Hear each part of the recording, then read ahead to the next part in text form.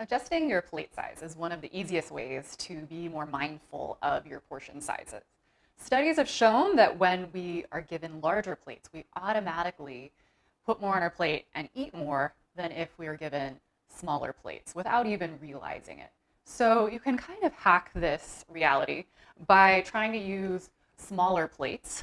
And I would also say you could go a step further, try to use smaller plates for things that you're trying to eat less of. So like your bigger portions of meat or starch at dinner maybe, um, and use a bigger bowl or plate for something you're trying to eat more of, like salads. So normally you kind of see it the opposite way. You see a huge plate, and then you see a really small salad bowl. So kind of going the other way around. And another way you can use that is just to think automatically making half your plate veggies if you are using a larger plate. So you could think about both of those things. And another thing I would say is try to never eat your snacks, especially if you get like packaged snacks, directly out of the bigger container or bag, because you'll always eat more. So take a small plate or bowl and put your portion directly in there, and that will be a lot better. Bone broth is something that I consume pretty frequently, and I try to make it pretty often. And one reason is it's a great source of protein, high source of collagen. And because of that, it has a different amino acid profile than a lot of other protein sources like meat or dairy. And those amino acids really help to rebuild things like our skin and our gut lining. So it can be great for that. A lot of people feel great when they're consuming a good amount of um, bone broth and that kind of protein or just collagen in general. And it's also just really easy to make. So anytime I roast a chicken, or even if you get something like a rotisserie chicken, you can remove the meat and put the carcass in. You can use a crock pot, you can use a pot on the stove top. A lot of times I like to use a pressure cooker, like an instant pot, because you can just set it and forget it. And you can throw in, any herbs or flavorings that you'd like a bay leaf. You can add a little bit of apple cider vinegar to help some of those proteins to break up. And you can also, I like to put in, I get from local small farms, some chicken feet, which are really high sources. It may sound a little gross, but a really high source of collagen protein. So I throw a couple of those in there too to just give it an extra boost. And you can also use beef bones, which you might be able to get from your butcher or local small farm that does beef, and that just needs to be cooked a little bit longer. But again, you can also do that in your pressure cooker. And once you're done, I just strain everything else out. I might add a little bit of salt and pepper and just store it in the fridge, or you can even freeze it as well. And I definitely would recommend that if you're making any kind of soups or stews, but also it's great just to heat up and sip on its own. A lot of clients, when they first meet with me, will say something like, I really want to lose weight, but I just love pasta so much. And I'll start by saying I don't consider pasta to be hugely problematic, especially in comparison to something like bread, because pasta isn't leavened. So it's not going to spike your blood sugar the way something like a bread would do, or a cake, anything that's leavened with yeast or baking soda. So also, pastas can have great ingredients, and they can also have something like egg, which can up the protein content.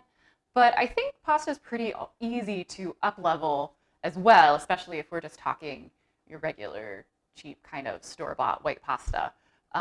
If you simply go up to like a whole grain pasta, you're going to get 6 grams of fiber and about 8 grams of protein in a 2-ounce serving. If you go even further with that and go to something like a legume pasta, a lentil pasta, you're going to up your protein even more, about 6 grams of fiber still, but 13 grams of protein, similar to what you'd find in a serving of beans.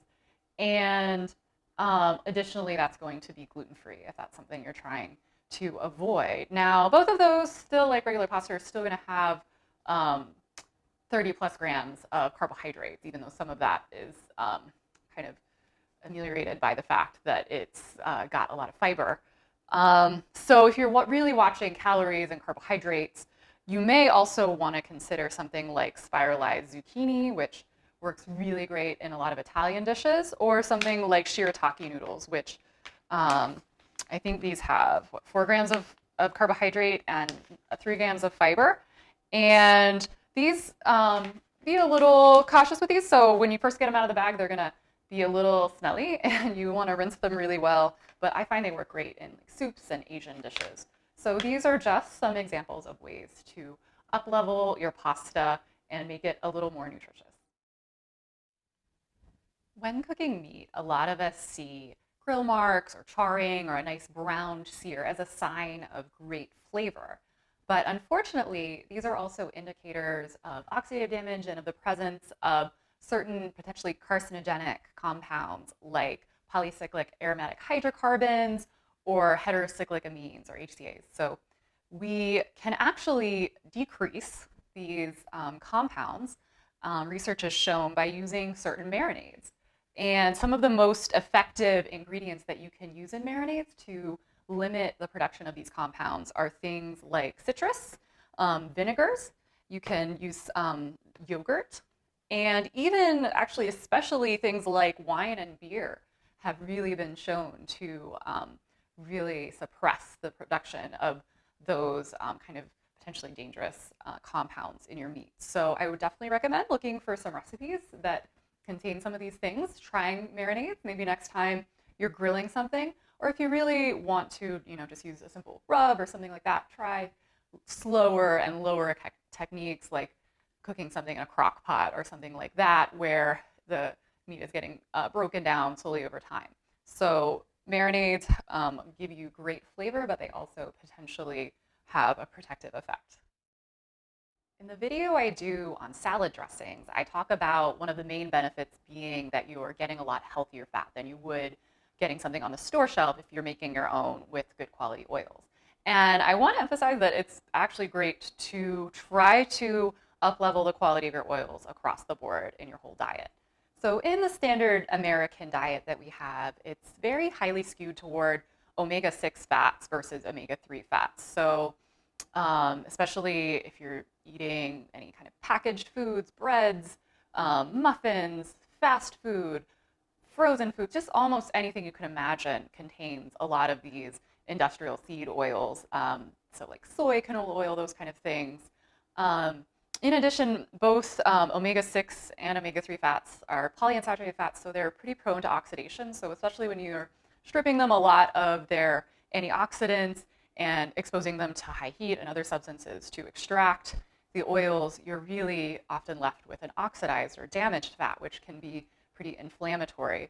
But even then, if we're not really consuming enough omega-3 fats, so things that you would find in like flax and fish. Traditionally, where standard American diet has 20 to 30 times as much omega-6 to omega-3 fats. So you want to get a little bit more omega-6, probably 2 to 4 is mostly recommended, but really not that 20 to 30 times more. And again, both of those are essential fatty acids, but they often tend to be damaged in our diet. So when looking at oils that we can use in salad dressings or cooking, I really like to emphasize cold pressed oils or virgin oils that contain a lot of antioxidants, and also ones that are high in monounsaturated fat because it's a little less prone to oxidation. So something like olive oil or avocado oil. Coconut oil can also be really good as far as not being as prone to oxidation, containing some other really beneficial compounds, also containing some of those MCTs or medium chain triglycerides, which can convert to energy a little more easily for some people, maybe promoting fat oxidation. You do have to watch out with that for a very small portion of people that might increase cholesterol. So if cholesterol is an issue for you, you might want to keep an eye on it. But for most people, it tends to be pretty healthy. And the other thing I would really emphasize is trying to get a lot of our fat in its whole foods form. So things like avocado, things like nuts, things like fatty fish. And the more of that you can do, even the healthier that you'll be.